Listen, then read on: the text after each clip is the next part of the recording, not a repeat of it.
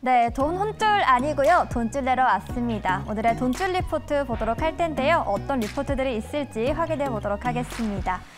네, 먼저 신한금융투자에서는 3분기 실적에 집중하면서 리포트 발행했고요. 키움증권에서는 저가 매수에 나서야 할 시기라는 제목의 리포트를 냈습니다. 네, 마지막으로는 신한금융투자의 아직은 가시밭길이라는 리포트 함께 보도록 하겠습니다. 네, 먼저 첫 번째 기업은 현대제철입니다. 현재 주가 보시면요, 5.21% 밀려나면서 3만 원 선을 지나고 있습니다. 네, 신한금융투자에서는 3분기 실적이 수요 부진과 비용 증가로 인해서 시장의 기대치를 밑돌 것이라고 평가했습니다. 이 3분기 현대제철의 매출액과 영업이익을 각각 7.2%, 48.2% 줄어든 부진한 실적을 기록할 것이라고 예상했는데요. 물론 차강판의 가격 인상분이 8월 실적부터 반영되는 점은 긍정적이긴 하지만 글로벌 경기 침체와 8월 폭우로 인한 수요 감소 때문에 효과가 미치지는 못할 것이라고 합니다. 여기에 최근에 있었던 태풍이죠. 흰남노로 인한 포항 공장의 침수와 또 이에 따른 가동 중단 영향도 실적에 함께 반영될 것이라고 분석했습니다. 물론 인천과 당진 공장에서의 가동률 증대를 통해서 판매와 매출액 부분에서는 태풍 피해 전의 수준을 어느 정도 유지할 수는 있겠지만 포항 공장의 가동 중단으로 인해 고정비가 늘어나고 철강 수요 회복 시점도 미뤄지고만 있기 때문에 회복이 쉽지 않을 것으로 분석했습니다. 네, 투자 의견 보실까요? 투자 의견은 매수고요. 목표가는 5만 원을 제시했습니다. 네, 두 번째 회사 만나보도록 할까요? 솔브레인인데요. 현재 3.79% 하락하면서 18만 2,600원을 지나고 있습니다. 네, 키움증권은 솔브레인이 현재는 반도체 업황 부진으로 인해 조정을 보이고 있지만 이건 지나치게 저평가당하고 있다면서 저가 매수에 나서야 할 시기라고 분석을 했습니다. 이에 따라 올해 연말과 내년 초에는 투자 심리 개선과 주가의 반등이 나타날 것으로 기대합니다. 또한 디스플레이 부분의 실적 부진을 반도체와 2차 전지가 보완할 것으로 판단하면서 3분기 실적은 시장 기대치에 부합할 것으로 예상했는데요. 내년에는 사상 최대 실적을 기록할 것으로 함께 전망하면서 이 반도체 소재 업종 내에서 탑픽을 유지했습니다. 네, 투자 의견 보실까요? 투자 의견은 매수를 유지하고요. 목표가는 32만 원을 제시했습니다.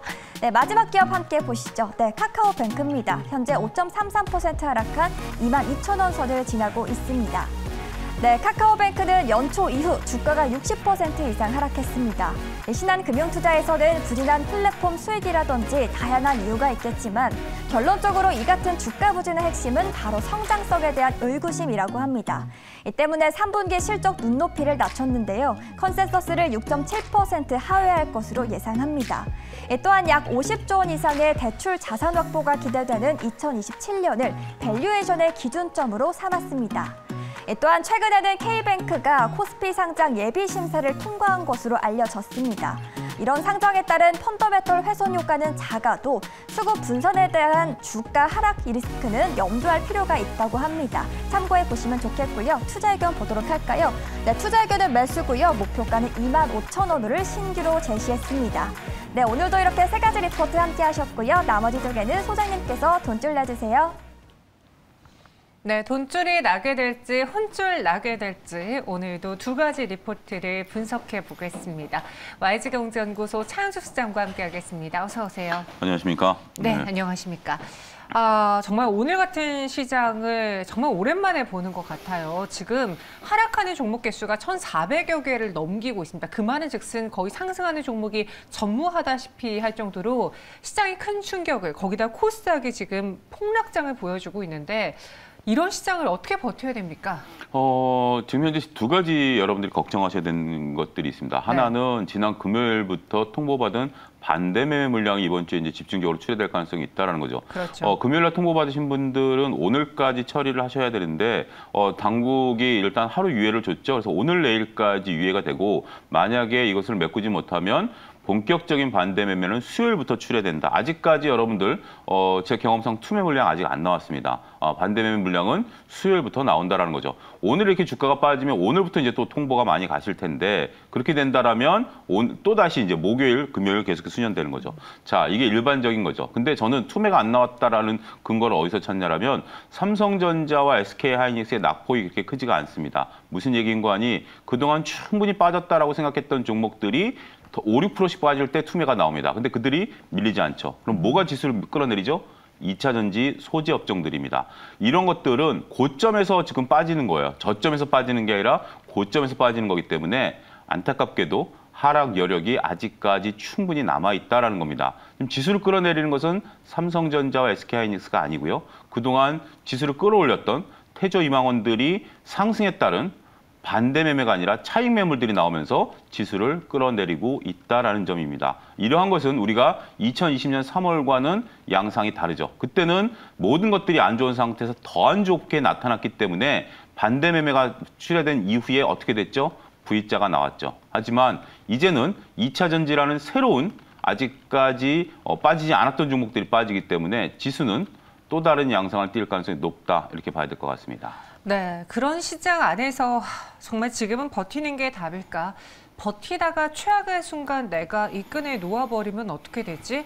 지금이라도 정리를 해야 될까? 정말 여러 가지, 5만 가지 생각이 다 드는 시장입니다. 그래서 저희가 오늘은 최대한 이 시장에 영향을 주는 그런 이슈들을 주로 한번 다뤄보려고 하고요. 증권가는 또 이런 상황에서 어떤 종목들을 눈여겨보고 있고 어떤 톤으로 말하고 있는지 한번 오늘 여러분들이 궁금해할 만한 두 가지 대표 종목을 갖고 왔습니다. 첫 번째는 유진투자증권에서 나온 레포트인데요. SK하이닉스 수요 둔화와 재고 부담의 이중고라고 했어요. 말만 들어보면 지금 재고는 쌓이는데 수요는 둔화하고 있다. 그러니까 지금 거의 뭐 절벽 끝까지 와 있다라는 말처럼 들리거든요. 3분기 그렇죠. 실적부터 부정적인 건가요? 그렇습니다. 일단 3분기 가이던스를 보면 이 증권사에 대한 가이던스를 보게 된다면 매출이 한 12조 정도 나올 것으로 봐요. 그래서 전년 동기 대비해서 한 9% 정도 빠질 것으로 보고요. 그다음에 영업이익 같은 경우는 2.6조 원, 무려 지난 분기 대비해서 40% 정도 빠질 것으로 보고 있습니다.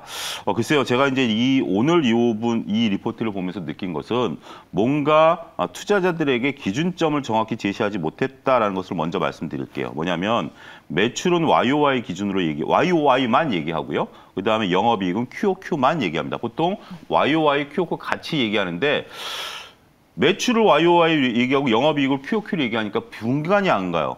도대체 이게 이제 전분기 대비, 전년 동기 대비해서 얼마큼 줄어들었는지에 대한 냉정한 판단을, 그러니까 일일이 자료를 뒤져봐야 돼요. 그런 번거로움을 주는 것이다라고 말씀드릴 수가 있겠고, 전반적으로 봤을 때 ASP, 평균 판매 단가가 큰 폭의 매출 감소와 손익 둔화에 영향을 미쳤다라고 보는 거고, 달러 기준 매출 같은 경우도 많이 줄었다 이렇게 좀 분석을 하고 있습니다. 그래서 뭐 경쟁사인 마이크론 얘기 굳이 할 필요 없고요. 거기보다는 선방했다라는데 남들보다 선방한 건 지금 중요한 게 아니에요.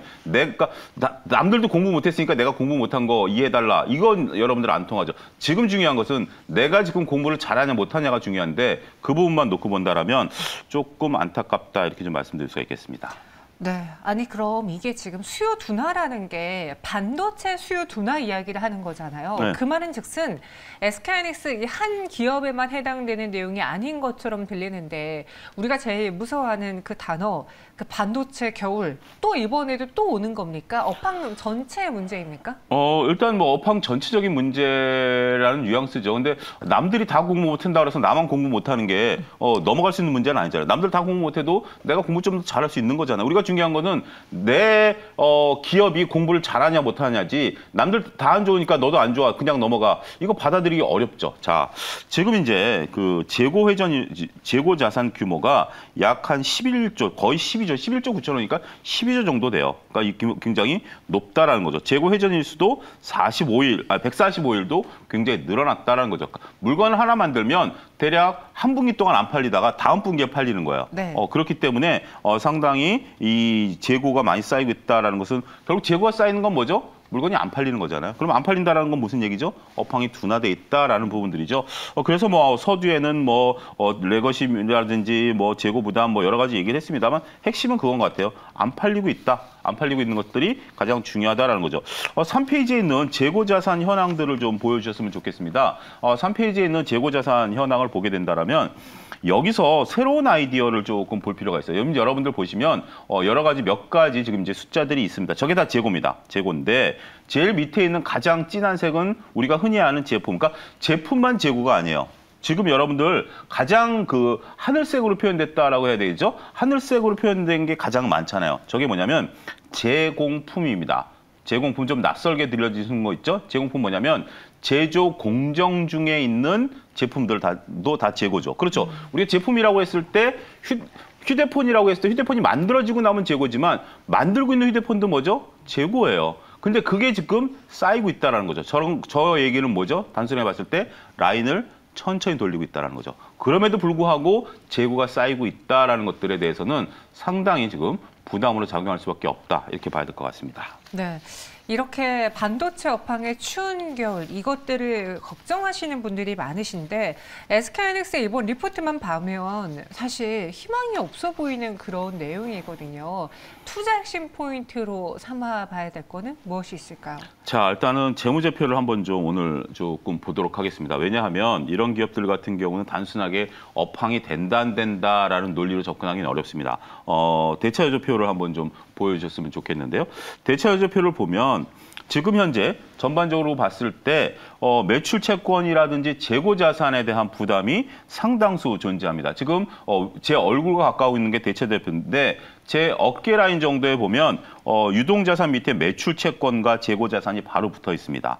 매출 채권 같은 경우 물건을 팔고 아직 돈을 못 받은 거예요. 돈을 못 받은 게 2020년 같은 경우 대략 한 4조 정도 됐어요. 그게 2021년에 8조 정도 됐고요. 그게 올해 같은 경우 여전히 유지가 되다가 좀 줄어들죠. 그러니까 돈은 좀 돌아요. 근데 재고 자산을 놓고 보면 재고 자산이 어느 수준이냐면 굉장히 많이 오래 쌓이고 있다는 겁니다. 매출 채권은 줄어들고 있습니다만 재고 자산이 쌓이고 있다는 거죠. 그러면 이게 재고 자산이 쌓이면 어떻게 되죠? 매출 채권과 재고 자산은 운전 자본이죠. 근데 운전 자본은 기업에 부담을 주는데 요즘은 운전 자본보다는 순운전 자본을 보죠. 순운전 자본은 매입 채무를 빼줘야 됩니다. 그 밑에 있는 매입 채무들을 보게 된다면 조금 더 시선을 밑으로 내려면 부채 속에 매입 채무가 있습니다. 근데 중요한 것은 매입 채무가 줄어들고 있어요.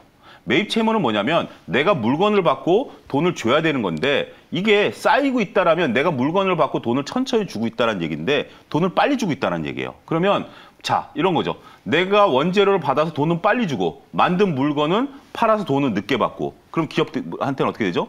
부담으로 작용할 수밖에 없다라는 거예요. 지금 SK하이닉스가 이 물건을 만드는 쪽에 있어서 어느 정도 결정력을 갖고 있지 못하다라는 것을 여실히 보여주고 있다라는 겁니다. 자, 오른쪽에 손익계산서 밑에 하단에 보면 EPS 증감률이라고 있습니다. EPS. 우리가 가장 중요한 게 뭐죠? EPS 주당 순이익이죠. 주당 순이익을 보면 저로부터 제일 멀리 떨어져서 제일 아래쪽으로 내려가시면 증감률이 올해부터 역성장한다는 겁니다. 마이너스, 그러니까 가로로 나타나는 여러분들 이런 재무제표나 손익계산서에서 가로로 나타나는 것은 마이너스를 의미하거든요. 왜 마이너스 표현을 안 하냐? 여기서 굉장히 지금 숫자가 작잖아요. 근데 마이너스 표시하면 이게 점인지 마이너스인지 모르기 때문에 괄호로 표시합니다. 그래서 지금 괄호로 한다는 것은 역성장한다라는 거예요. 자, 제일 첫 번째 페이지를 좀 보여주시면 좋겠습니다. 가장 첫 번째 페이지에 나와 있는 표, 제일 하단에 있는 표를 한번 보여주시면, 자, 이 표를 보면 저는 깜짝 놀랐어요. 왜 깜짝 놀랐냐면, 자, 매출액 같은 경우 우리가 지금 2019년서부터 2023년까지 표가 한눈에 나와 있죠. 근데 여기서 중요한 건 뭐냐면 영업이익이 2019년도에 2조 7천억이었고요. 그게 이제 5조까지 2020년 올라가면서 자, 주가로 따져드리겠습니다. 주가가 그때 당시에 25,000원 정도 평균 가격이었어요. 2만 원 정도였었죠. 많이 쳐들어서 25,000원이라 보고 이게 얼마까지 올라갔느냐? 8만 원까지 올라갔습니다. 근데 지금 2023년도의 영업이익과 당기순이익이 2019년 수준으로 떨어질 걸로 봤어요. 그럼 주가 얼마가 가야 되죠? 끔찍하죠. 지금 중요한 것은 뭐냐면 이렇게 이 증권사가 어떠한 근거로 나타내는지 모르겠습니다만 영업이익과 당기순이익이 2019년 수준으로 돌아가게 된다면 여러분들의 고민이 깊어지는 순간이 아니겠는가 말씀드리도록 하겠습니다. 네, 이런 것들을 조목조목 따져봤을 때 SK하이닉스를 갖고 계신 투자자분들의 경우에는 셈법이 더 복잡해지거나 고민이 깊어지실 것 같습니다. 이번 리포트 믿어볼까요? 어떻게 할까요? 일단 뭐 숫자와 내용이 굉장히 엇박자가 나는 부분들이 좀 있습니다. 그래서 제가 볼 때는 숫자만 놓고 본다면 끔찍한데 조금 신뢰성 부분에 있어서는 의구심을 좀 자아낼 수밖에 없다라고 보고요. 일단은 어찌됐든 그렇다 하더라도 이 의견을 무시할 수는 없습니다. 하지만 조심하자 말씀드릴 수 있겠습니다. 네, 이번엔 두 번째 종목이죠. 현대차증권에서 나온 하나솔루션을 들여다보겠습니다. 선택과 집중, 사업구조 개편 긍정적이다라는 제목의 리포트인데요. 인적, 물적 분할을 발표를 했어요. 네. 어떤 내용입니까? 일단은 한화가 이제 하나솔루션 지분 35%를 갖고 있거든요. 이 하나솔루션을 하나갤러리아로 인적 분할하는 부분이고, 그다음에 하나솔루션에 있어서 하나첨단 소재를 물적 분할한다라는 내용입니다. 먼저 하나솔루션이 가지고 있는 첨단 소재, 그러니까 이제 자동차라든지 태양광 소재를 물적 분할을 먼저 합니다. 이거는 올해 내에 하겠다라는 거고요. 그래서 물적 분할하는 회사를 상장시키겠다라는 지금 계획은 아직까지 명확치는 않아요. 근데 돈을 마련한다라고 봐서는 이거 상장시킬 계획으로 보여져요. 그다음에 내년도에 하나솔루션과 하나갤러리아 백화점 있죠? 이거를 인적 분할해서 회사를 분할해서 결국 하나와 하나솔루션 간의 단일 통로를 만들어내겠다. 이게 지금 핵심이다라고 설명을 드릴 수가 있겠습니다. 이로 인해서 확실히 우리가 살릴 거는 살리겠다, 선택과 집중을 제대로 하겠다라고 보여지는데 그 효과가 발휘될 수 있을까요? 어떻게 생각하십니까? 효과 발휘 여부는 좀 불투명합니다. 네. 회사 내에서 각 사업부가 있다 그래서 할 일을 못한다? 이것은 전혀 저는 아니라고 봐요. 더군다나 하나갤러리아라든지 하나솔루션 같은 경우는 하는 일 자체가 다르죠. 그러니까 저는 직원 간의 교류도 거의 없다라고 봐요. 왜냐하면 하는 일 자체가 다르기 때문에 임원분들은 모르겠습니다만. 그리고 이제 첨단 소재를 잘라내서 돈을 마련하겠다? 이거는 뭐 중요한 요소가 되겠죠. 결국 지금 이제 하나가 내세우고 있는 표면적인 이유는 미국에 있어서의 태양광 쪽에 집중하겠다라는 부분들도 있습니다만 저는 숨겨진 이면도 있다라고 보여집니다. 리포트에 나오진 않았습니다만 주말에도 김동관 그 임원에 대한 얘기들이 계속 나오거든요. 그러니까 3세로 승계하기 위해서 구조를 지금 재편하는 전반적인 흐름으로 봐야지 단순하게 이것을 뭐 하나 솔루션을 물적, 인적 분할한다라고 보기에는 특별한 이유를 찾기는 어려워요. 하지만 어찌됐든 하나 솔루션 자체에 집중하겠다. 여기에는 의미를 둘 수 있다. 이렇게 말씀드릴 수가 있겠습니다. 한화 이야기를 했을 때 이 태양광 부분 쪽에서 조금 더 힘을 더하겠다라는 것은 긍정적으로 들린다. 하지만 선택과 집중의 효과가 정말 충분히 발휘될 수 있을까는 아직은 퀘스천 마크가 붙고요. 이번 리포트를 통해서 우리 투자자분들이 핵심 포인트로 가져가야 할 투자점은 어떤 게 있을까요? 지금 한화와 관련해서 지금 뭐 이제 제가 그 승계 문제를 계속 거론드리고 있습니다만 한화가 지금 여러 가지 재편을 하려고 하고 있어요. 오늘 대우조선해양 같은 경우 주가 급등하는 게 이제 방산 부분에 대한 얘기들 나오고 있지 않습니까? 그래서 한화는 전반적으로 봤을 때 아직까지 이제 회사를 이제 쪼개고 붙이고를 많이 할 것 같아요. 그런 뉴스들이 계속 나오기 때문에 거기에 여러분들이 잘 중심을 잡으셔야 되지 않을까 싶습니다. 알겠습니다. 마지막으로 이 하나솔루션의 리포트 우리 투자자분들, 시청자분들은 믿고 봐도 괜찮을까요? 조금 더 공부를 해봐야 될까요? 일단은 뭐 리포트가 조금 약간의 어떤 뭐 방향성 제시는 좀 없고요. 현상에 너무 긍정적으로 치우쳤다라고 봤을 때는 조금 조심하자. 그 의견을 좀 드릴 수밖에 없다. 말씀드리도록 하겠습니다. 네, 살짝 더 우리가 파고들어야 되는 부분이 아쉬운 부분이 좀 있어 보입니다. 그래서 조심하자, 조금 더 공부를 해보자라고 결론을 내려보도록 하죠. 오늘 SK하이닉스 그리고 하나솔루션 두 종목에 대해서 알아봤고요. 차영수 소장과 함께했습니다. 고맙습니다. 감사합니다.